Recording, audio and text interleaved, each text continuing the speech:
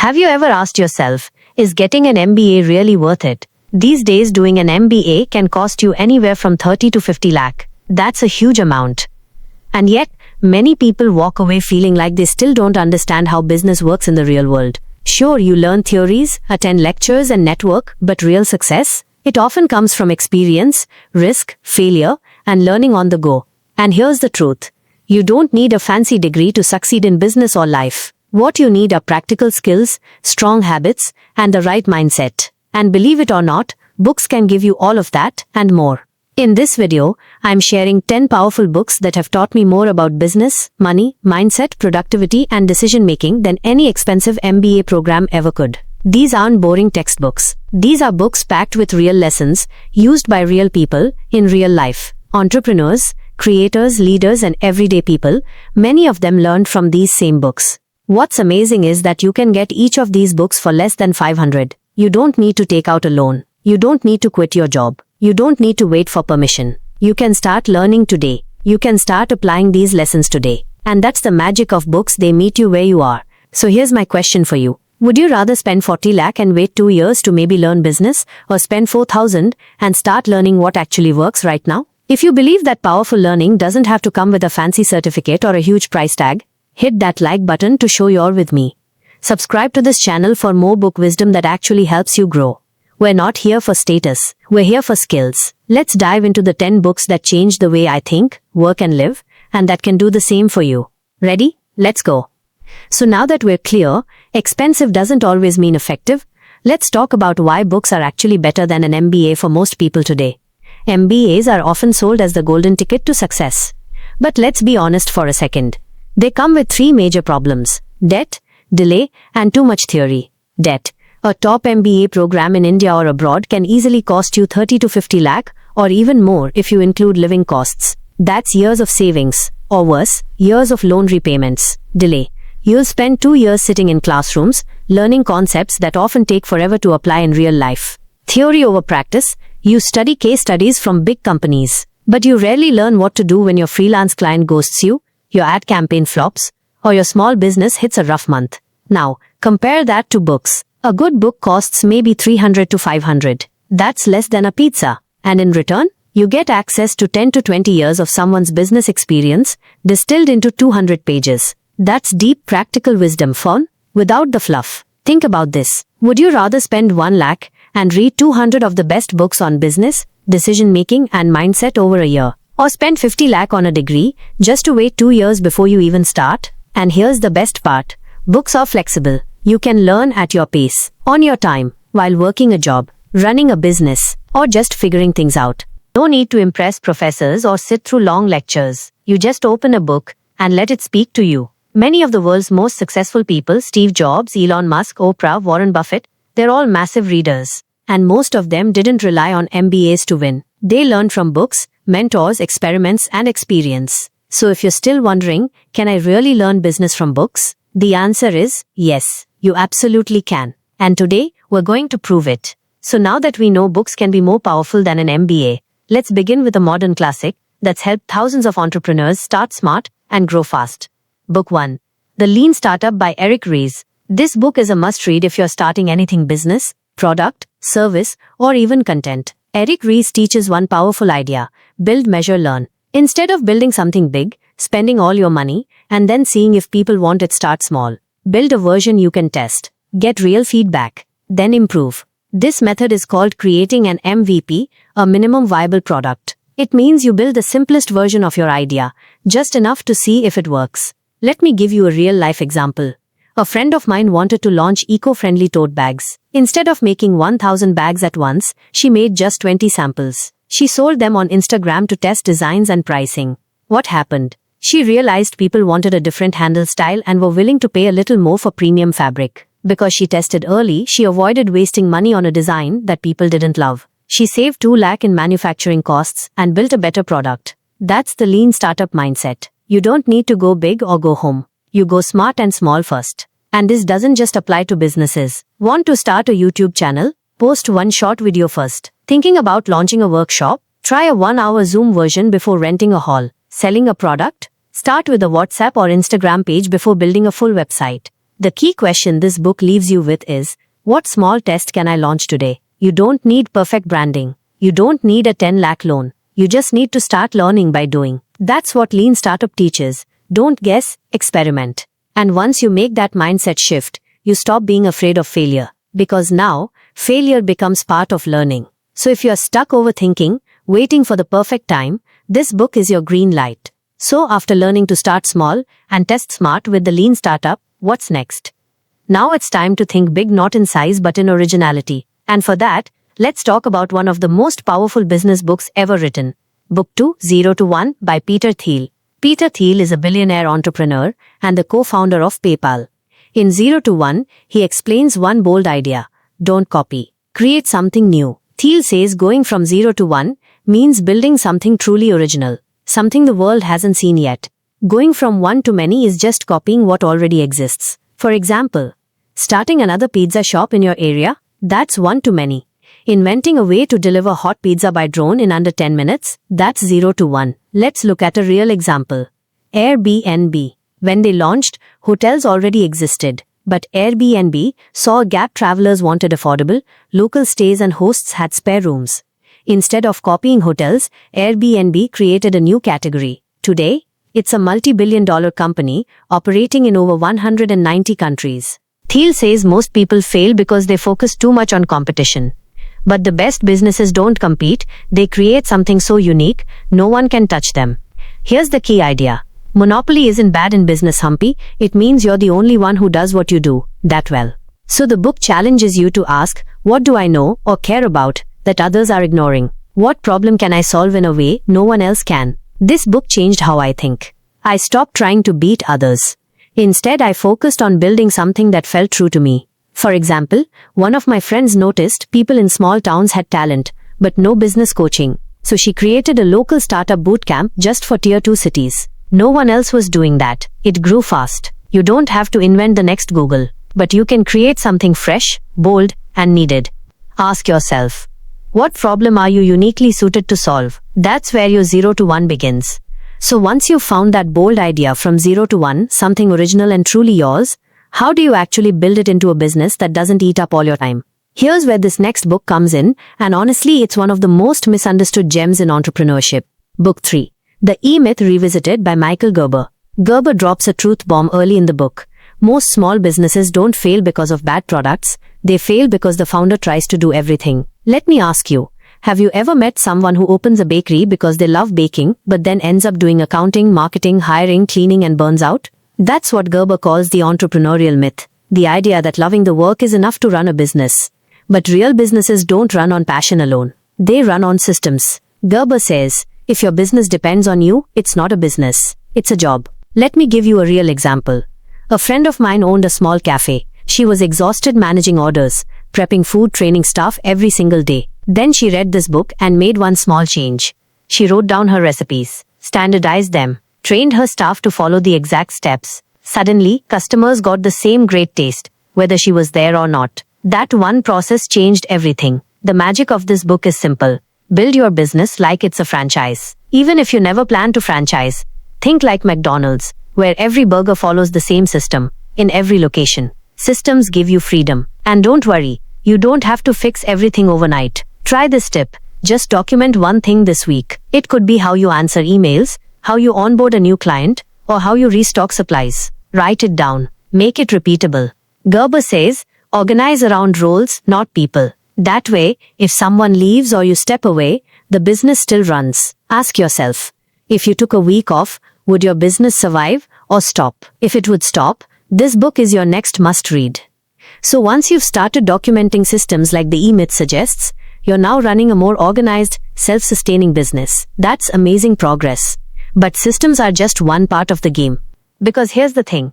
Even the smartest systems in the world can fall apart if the decisions behind them are flawed. And that's where this next book changed everything for me. Book 4. Thinking Fast and Slow by Daniel Kahneman. This book dives into how we actually think and how our brain plays tricks on us every single day. Kahneman, a Nobel Prize winner, explains we have two modes of thinking. System 1, fast, automatic, emotional. System 2, slow, deliberate, logical. Here's a simple example. I once bought a phone that was way too expensive because I thought, Higher price means better quality, right? Turns out, I was stuck in anchoring bias. My brain saw a big number and assumed the product must be worth it. It wasn't. This book teaches you to slow down and question your own thinking, especially before making big decisions. And honestly, that skill has saved me so much time, money and regret. Because business is full of traps like confirmation bias, only seeing info that supports what we believe. Sunk cost fallacy, sticking with bad decisions just because we already spent money or time. Loss aversion, fearing loss more than we value gain. Let me ask you a quick question. When was the last time you paused before making a big decision, just to check, am I thinking clearly or just reacting? It could be hiring someone too fast, pricing your product wrong, or chasing a trend without thinking it through. Here's a tip I now use from the book. Before any big move, write down why you're doing it and what could go wrong. This slows down System 1 and activates System 2. You'll be surprised how often you catch yourself saying, wait, maybe this isn't the right move. So thinking fast and slow isn't just a psychology book. It's a business survival manual. Because good businesses aren't just built with money or talent. They're built with smart decisions day after day. So after slowing down and improving decision making with thinking fast and slow is the next question becomes, how do you actually get meaningful work done in a noisy world? That's where this next game-changing book comes in. Book 5. Deep Work by Cal Newport. Cal Newport explains something that feels more true every day. In a world full of distractions, your ability to focus without interruptions is a superpower. Here's the hard truth he shares. Most people spend their day in shallow work emails, scrolling, multitasking, reacting. And then they wonder why they're exhausted, but feel like nothing got done. I used to be that person. I'd start working on a report, then check a message, scroll Instagram, watch a reel, reply to a notification. Suddenly, 3 hours gone. Work half done. Mind fried. Then I read Deep Work, and I tried what he calls a focus sprint. Here's what I did. Put my phone on airplane mode, closed all extra tabs, set a 90-minute timer, told myself, just one task, that's it. And guess what? I finished in one session what usually took me 2 days. No kidding. My productivity doubled. Newport calls this cognitive craftsmanship. It's like training your mind to do hard things and do them well. Let me ask you, when was the last time you worked for 1 full hour? No phone, no pings, no tabs. If it's been a while, don't worry. You're not alone. But that also means you have a huge advantage just waiting to be unlocked. Here's a challenge for you. Try one 60-minute deep work session this week. Pick a task that matters. Block distractions. Just focus. Even if it feels weird at first, by the end, you'll feel sharper, more confident, and even calmer. Because here's the truth. Focus isn't just good for productivity, it's good for peace of mind. When you finish your work with full attention, you don't carry it around in your head all day. You actually feel done. And when you combine deep work with smart thinking and solid systems, now you're not just busy, you're unstoppable. Once you've created deep focus in your day with deep work, the next question becomes, how do you make that kind of focused, productive action automatic? That's where Book 6, Atomic Habits by James Clear comes in. Book 6, Atomic Habits by James Clear. This book changed the way I think about growth forever. Instead of telling you to work harder or dream bigger, James Clear says this. Small habits, repeated daily, are what create big success. You don't need to overhaul your entire life. You just need to make one small change and stick to it. Let me give you a real example. After reading this book, I decided to build a writing habit. But instead of setting a goal like write a book or start a blog, I followed James's advice and started super small. My new habit, just 1 page of writing each day. That's it. Some days I wrote more. Some days I barely made it. But I tracked it on a sticky note. I saw my streak grow. And slowly something shifted. After a few weeks, those pages turned into blog posts. Then came newsletters. Eventually, I got freelance writing gigs.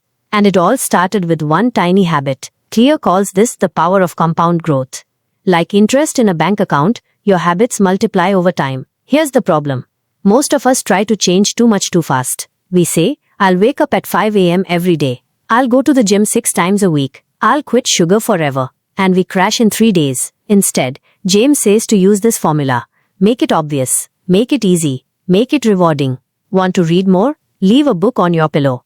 Want to exercise? Put your shoes by the door. Want to write? Open a blank doc before bed. Then track it. Even a simple checkmark can build momentum. Let me ask you, what's one habit you wish you were more consistent with? Now, what's the smallest version of that habit you can do daily no matter what? Start there. Track it. Watch it grow. Because in the long run, Systems beat goals. Habits build results. And real change doesn't happen overnight, it happens daily. Now that you've got the power of small, consistent habits on your side from Atomic Habits All, let's talk about something just as powerful, but often overlooked. The Psychology of Influence. Book 7. Influence by Robert Cialdini. This classic book isn't just about sales, it's about how people say yes. Whether you're a freelancer, a startup founder, or even negotiating with your teenager, understanding persuasion is a superpower. Cialdini outlines 6 key principles of influence that affect our decisions every day. 1. Reciprocity. People tend to return favors. 2. Commitment and consistency. We like to act in ways that match what we've already said or done. 3. Social proof. We look to others when uncertain. 4. Authority. We trust experts. 5. Liking. We say yes to those we like. 6. Scarcity. We want more of what's less available. Sounds familiar, right? Think about it. Why do brands say only 3 seats left at this price? Or why do influencers offer free PDFs or guides before asking for your email? Because it works. Here's an example. A friend of mine runs an online coaching program. After reading Influence, she added a free 15-minute trial session to her website, no strings attached. Within a month, her signups went up by 30%. Why? Reciprocity. People felt they got value first, so they were more willing to engage further. Now think about your own life or business. Where could you apply just one of these principles? Maybe you write content. Could you add testimonials, social proof? Maybe you're building a product. Could you offer early bird pricing, scarcity? Maybe you're launching a service. Could you do a small free trial? Reciprocity. These aren't tricks. They're tools. And when used ethically, they help both sides, you and your audience. And here's the thing. Once you know these principles, you'll start to notice them everywhere, in ads, social media, even casual conversations. So here's your quick challenge. Which of the 6 influence principles do you already use, and which one could take your business or communication to the next level? Because the way you present your message is just as important as the message itself. Now that you know how to influence people and communicate effectively, the next question is, what are you doing with your time? Book 8, The 4-Hour Workweek by Tim Ferriss. This book isn't just about working less. It's about working smart, focusing only on what truly matters, and letting go of everything else. Tim Ferriss asks a powerful question. Are you being productive or just busy? Think about it. How many of your daily tasks actually move the needle? This book introduced me to the 80-20th rule, also known as the Pareto principle. It means 80% of your results often come from 20% of your efforts. The trick is identifying that 20% and doing more of it. Here's a story. A colleague of mine ran a small digital agency. She was constantly overwhelmed. Client emails, scheduling meetings, editing proposals, chasing invoices. After reading the 4-Hour Workweek, she hired a virtual assistant for $25,000 per month. They handled her inbox, calendar, and routine tasks. Suddenly, she had 10 extra hours every week to think, grow the business, or just rest. In 3 months, her income grew, and her stress dropped. That's the magic of this book. Eliminate what's unnecessary. Automate what's repeatable. Delegate what someone else can do, so you can focus on your zone of genius. Now let's get practical. What's one task you do often that drains your energy, takes too much time, doesn't need you specifically to do it? Could you automate it with a tool? Could you outsource it to a freelancer or assistant? Could you even stop doing it altogether? Tim also introduces the idea of mini retirements. Why wait until you're 65 to enjoy life? Instead of deferring joy, design your lifestyle now with time, location, and income freedom. If that sounds far off, just start small. Use scheduling apps like Calendly. Hire someone part-time on Fiverr or Upwork. Batch your tasks so you're not context switching all day. Ask yourself, what could I remove from my week and still be just as successful, or even more so? That's the shift the 4-Hour Workweek offers. After learning how to free up time and delegate wisely with the 4-Hour Workweek, the next step is obvious. What are you doing with the money you save or earn more of? Book 9, Rich Dad Poor Dad by Robert Kiyosaki. This book completely flipped my thinking around money. It's not just about how much you earn. It's about what you do with it. Robert Kiyosaki grew up with 2 father figures. One had a high income but always struggled with money. His poor dad. The other wasn't flashy but knew how money worked. His rich dad. The difference? One focused on income. The other focused on assets. Here's what changed my mindset forever. An asset puts money in your pocket. A liability takes money out. It sounds simple, but think about it. A new car? Liability. A fancy phone upgrade every year? Liability. A course that teaches you a high-income skill? Asset. A rental property? a YouTube channel, or a stock portfolio asset? Here's a quick example. A friend of mine used to spend nearly all of his paycheck every month on lifestyle upgrades, weekend getaways, and EMI payments. After reading Rich Dad Poor Dad, he made one shift. Before spending on wants, he started investing in assets. He bought 2 mutual funds, started a small Etsy store on the side, and learned basic stock investing. Within a year, his savings grew, and his stress dropped. Why? Because he was no longer just working for money, his money had started working for him. This book also hits hard on financial literacy. It's not taught in most schools. Yet it's crucial to independence, peace of mind, and smart decision-making. Kiyosaki says, "Don't say I can't afford it. Ask, how can I afford it?" That question leads to creativity, not limitation. So here's your takeaway today. Look at your spending this week. Circle one thing that was a liability. Now ask yourself, could that money have been put into something that grows? And remember, wealth isn't about being flashy. It's about freedom. You don't need to earn millions. You just need to control how money flows in your life. So after Rich Dad Poor Dad opened our eyes to how money should work for us, not the other way around, it leads to a deeper question. If money is important, what about your time and energy? Because you can earn back money, but not your time. Book 10. Essentialism by Greg McKeown. This book changed the way I make decisions. We live in a world of more tasks, more apps, more goals, more noise. But essentialism flips that. It says, if you don't prioritize your life, someone else will. Here's the core idea. Do less, but do it better. When I first read this book, I was juggling 3 side projects, trying to grow a YouTube channel, freelance, write a newsletter, and keep up with every new trend. I was busy, but not productive. Worse, I was tired all the time. Greg McKeown calls this the trap of non-essentialism, saying yes to everything and getting nowhere.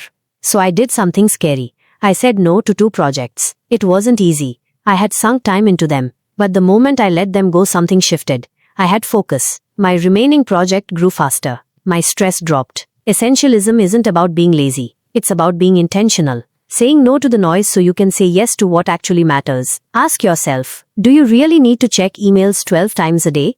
Do you need to be in every WhatsApp group or Zoom meeting? Is that urgent task actually aligned with your long-term goals? Greg offers a question I use daily. If I could only do one thing today, what would it be? It forces clarity. Here's a quick challenge for you. Look at your to-do list today. Now cross off one task that isn't essential. Just one. And use that time to go deeper on what truly moves the needle. Remember, being busy is not the same as being effective. So stop trying to do it all. Do what matters most and do it well. Now let's wrap this up and talk about how all these books come together to build the ultimate real-world MBA. Ready? Let's land this plane. We went through 10 powerful books, each one packed with real business knowledge, money wisdom, and life-changing lessons. No 30 to 50 lakh MBA required. Just real practical ideas you can use right now. These books taught us how to launch ideas fast without wasting money. The lean startup. Think creatively and solve real problems. 0 to 1. Build systems that run even when you're not there. The E-Myth. Make smarter decisions by avoiding mental traps. Thinking fast and slow. Focus deeply and get more done in less time. Deep work. Build powerful habits that actually stick. Atomic habits. Persuade, influence, and understand people. Influence. Work less, live more, and delegate smartly. The 4-hour Workweek. Think differently about money and investing. Rich Dad Poor Dad. Say no to distractions and yes to what matters. Essentialism. Now let me ask you, did even one idea in this video get you thinking differently? Did it spark something you can try this week? If yes, do me a small favor. Click that like button. It helps more people find this video and tells me you want more practical content like this. And if you're someone who loves learning from books, without the fluff, subscribe to Books Ahead. Every week, we break down powerful books in a way that's simple, clear, and useful. Also, comment below and tell me, which book are you going to read first? Or which one have you already read, and what was your biggest takeaway? Your comment might help someone else decide where to start. And by the way, want full summaries of some of these books? We've made detailed, easy-to-watch videos for a few of them, and the links are in the description. Go check them out after this video. Finally, remember this. You don't need an expensive MBA to change your life. All you need is the right book and the courage to take the first step. Thanks so much for watching. I'll see you in the next video with another book that just might change everything.